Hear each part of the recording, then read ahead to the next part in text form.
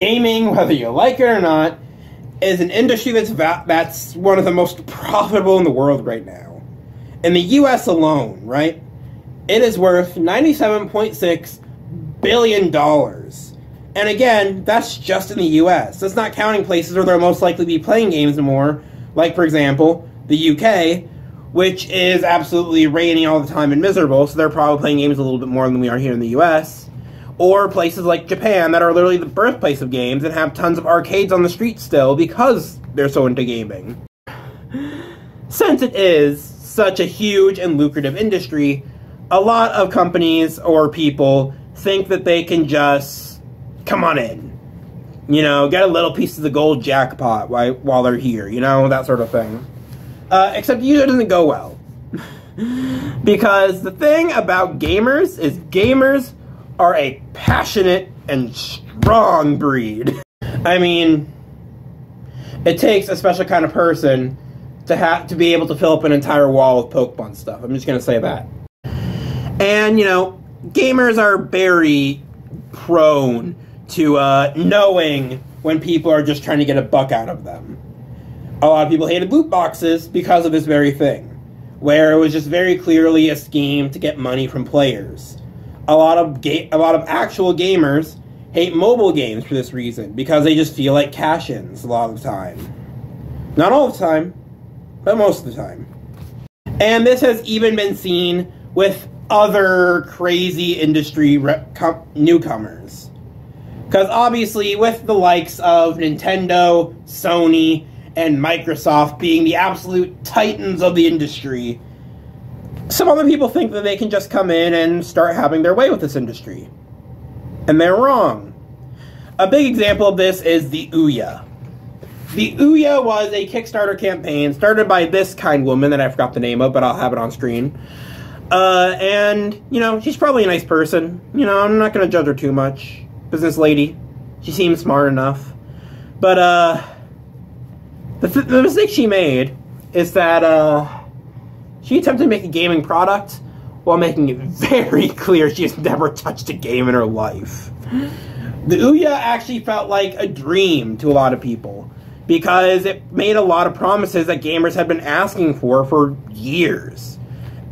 According to the girl who made the game, who made the Ouya, she said that every game would have a demo available, which is something that a lot of players want, especially because of how expensive games are. On top of that, she said that would allow for an easier platform for indie games, which, while not necessarily a problem anymore, was a really big problem at the time. A lot of indie games were stuck on places like Steam, where the only people who could play them were people who had an actual gaming PC. However, the Ouya quickly lost favor with a lot of people for a couple reasons.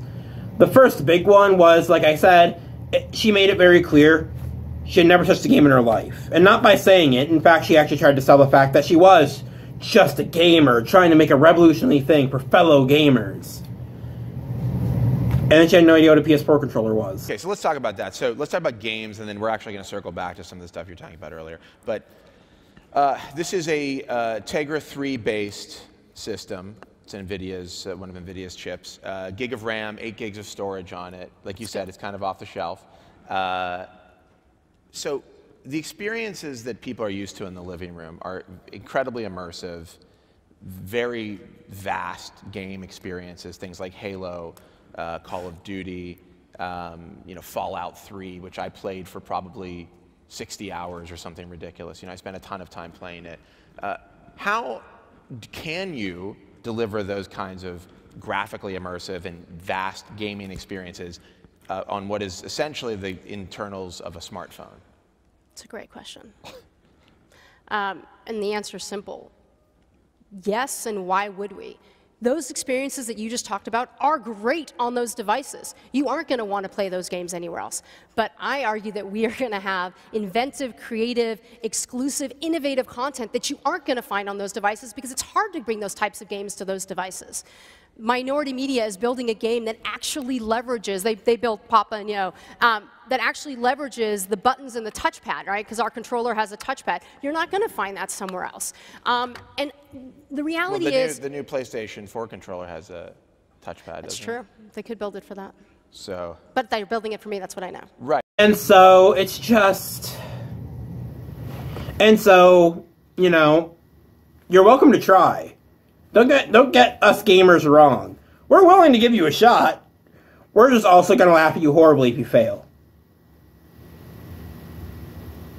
Anyway, after the failure of the Ouya, for a multitude of reasons, on top of the creator making it clear that she had never touched the game in her life, when the actual Ouya came out, it actually didn't even fulfill on most of its promises, which just burned people even more. So there's that. And it also came with Google Stadia, where gamers, like I said, very passionate, very knowledgeable breed, they rightfully accused Google of having potentially discontinuing the Stadia services. And for evidence of why they might do that, they pointed to the graveyard of lost services that Google has launched and gotten rid of over the years. And so because of that, gamers are just naturally skeptical of trying Google Stadia, because they didn't have any real hope, because they couldn't have hope, that Stadia would actually stay around. And wouldn't you know it, if we try and go with Stadia right now,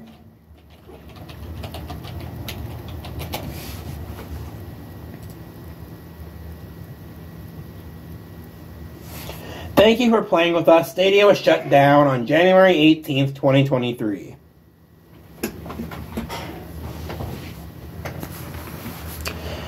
And so it turns out gamers are right. And, which is actually kind of unfortunate, because it actually kind of closed down right when people are just starting to accept Stadia. Really unfortunate. But whatever. And so, very clearly, people are very harsh on people who will try to enter the gaming landscape. And all of this has led to a ton of fake consoles going around. Fake consoles that people either design in Photoshop / just 3D modeling software, or in some cases, consoles that people actually seek out to physically make. And some of these fake consoles are actually really, really good. And we actually want in our real world. KFC. While others are, oh my god, what the fuck is that?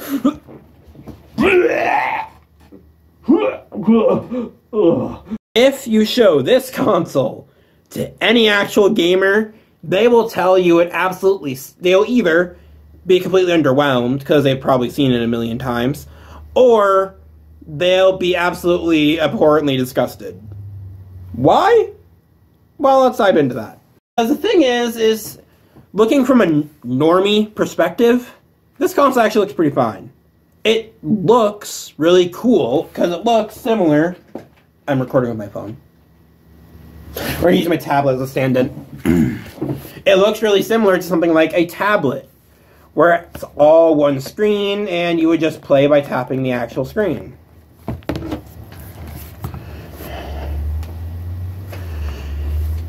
However, the problems become apparent to anyone who has ever actually played a game. So first, let's talk about that thing. The thing that makes it so cool, the screen, and why it's an actual problem if you're a gamer. So the first main problem with this console is the fact that if you look on the sides of the screen, the buttons are embedded into the screen, and you're expected to, and that's, you know, the control scheme is basically on the screen. Which, if you don't know the inherent problem with that, let's look at another mobile-based console, as this one's clearly trying to be, since it markets itself after the Game Boy. And so let's look at the PSP. As you can see, very similar form factor. It's mostly just a screen, and it has the little curved indents, too. Just not as extreme. And here you can see, it's mostly screen, a dirty screen, but it also has these plastic parts on the side for when you're playing games, a control scheme. And the truth is, there's a reason for that. Because, look, if you look on the back here, the screen is actually where this little door is for the games. So just imagine that's where the screen is. Maybe I'll Photoshop it. This is how you're holding it. And if you can't see that from the back, this is how you're holding it. This is how you will most often be holding a console like this.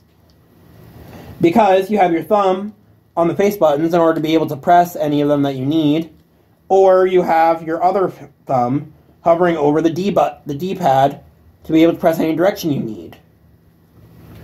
And so this is how this is the most comfortable and optimal way to play a gaming console that's built like this to last. And you'll see, if I can actually get into the camera, that with how this console is designed, I am just barely not touching the screen.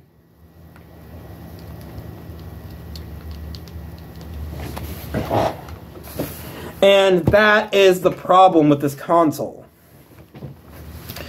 Is the fact that, unlike this, that has the plastic on the side, so you're not smudging up the screen with your hands being rested upon it, this console doesn't have that feature at all. As that's where the screen is. The screen continues to that point. And so what's ultimately going to happen is, you're going to be holding that part of the console like this, and you're ultimately going to get that part of the screen really smudged, which is going to look really dirty really fast. As anyone will know from having a phone or other kind of smart device. Even just look at this. I haven't used this much. And it's partially dirty because I'm just dirty. I'm a man, that's how it works. But you'll also be able to see that there are some smudges.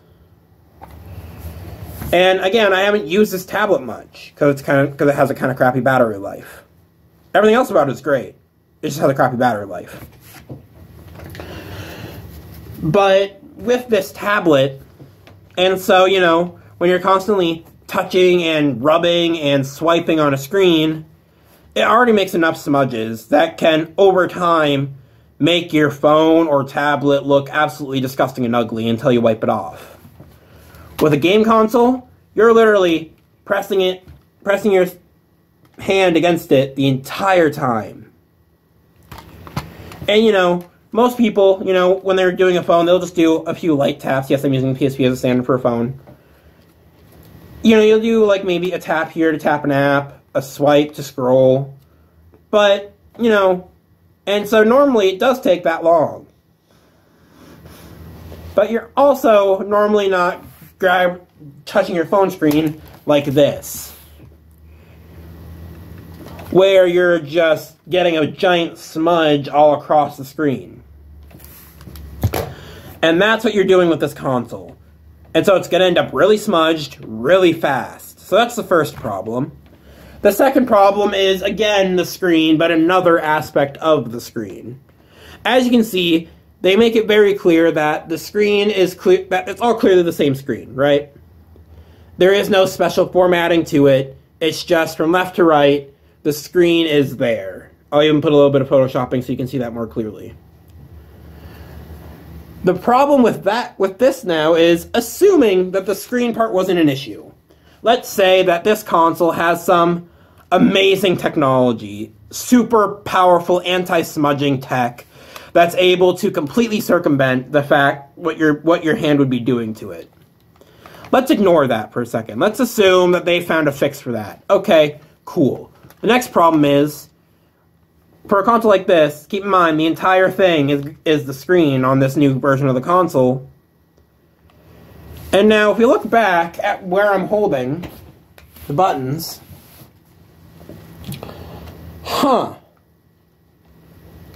I'm covering about a quarter of this console on either side with my hands to press the buttons.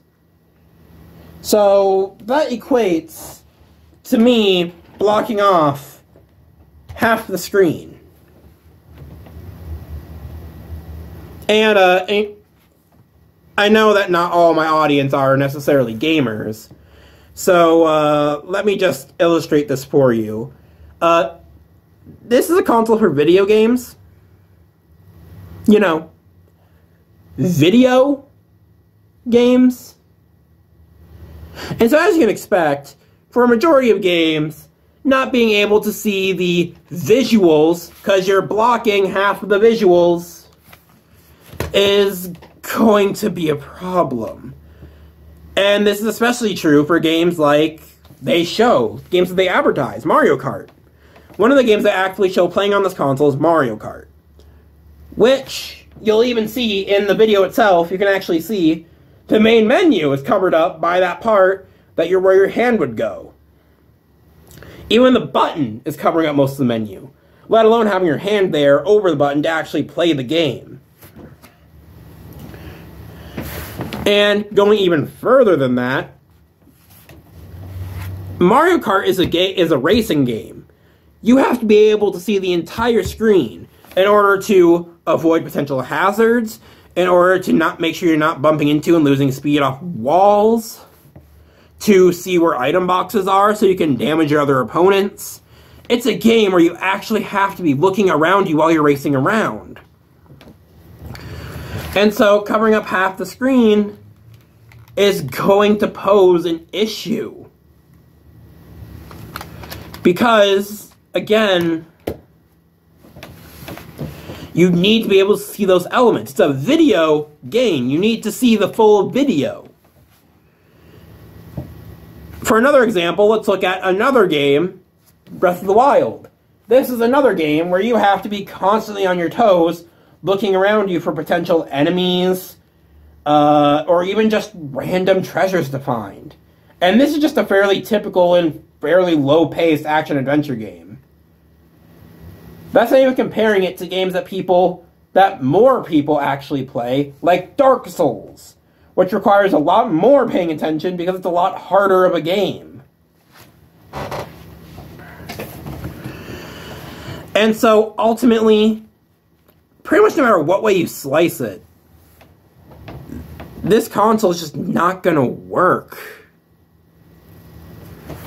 And that's completely ignoring the fact that now we have consoles like the Switch, which would make it to where portability is... a purely portable console like this probably won't be getting much spotlight, because people will just go to the more naturally hybrid Switch that can be either a home console or a mobile console.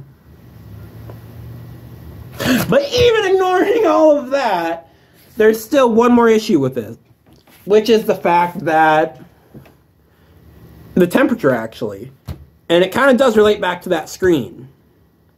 So if we look at the Nintendo Switch, right?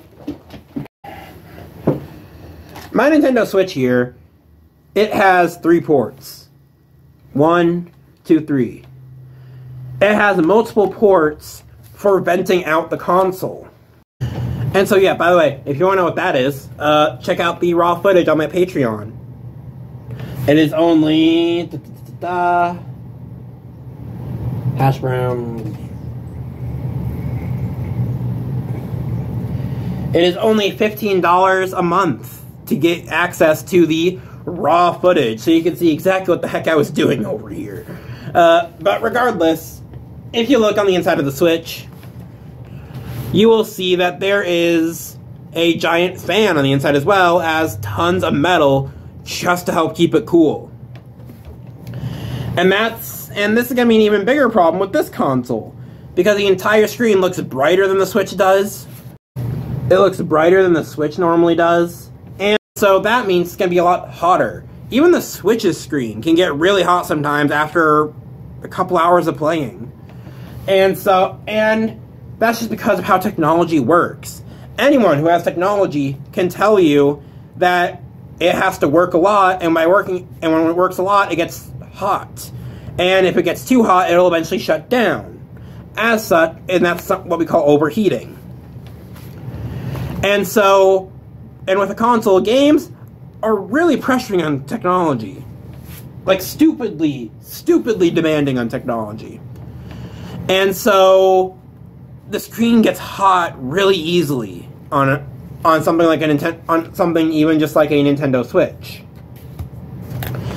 And yet, this console has the entire system as a screen. So what's going to happen is, after about an hour, maybe 2 hours of playing, you're going to be basically burning your hands if you want to play any more than that. And that's a big problem, Because it would be one thing if it was just the fact that your hands are going to get a little bit too hot. Ooh, owie.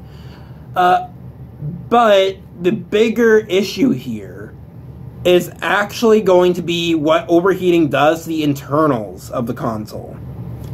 Because overheating in a console is a very bad thing. Because it basically means that the components are getting so hot that things are starting to get dangerous. Now, most consoles actually have a way to measure the inside temperature. And so if it starts getting too hot, it'll actually force itself to shut down before it ever gets close to a point that would actually be truly damaging. And so what you're looking at is this console will most likely be shutting down after 2, maybe 3 hours of constant playtime. And almost any gamer will tell you, those numbers up, those are rookie numbers. Don't do that. They don't implement those safety features. Then what you're going to be left with instead is going to be a console that's literally burning itself up from the inside to the point it probably explodes, like the old Androids did at one point. And still kind of do sometimes. And so no matter what way you slice it, this is just a bad console. Because, again, back to the hot screen, even the Switch's screen, which, just like I said, the Switch has a lot of things to help it cool down.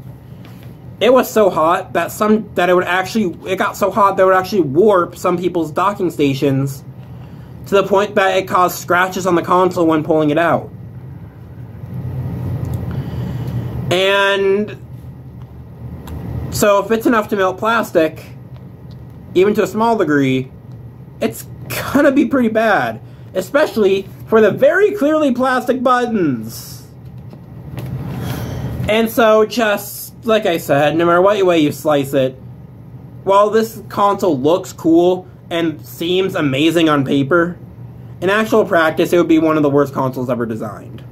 With all of that, I just want to wish you all to have a great day, and I will see you all next time.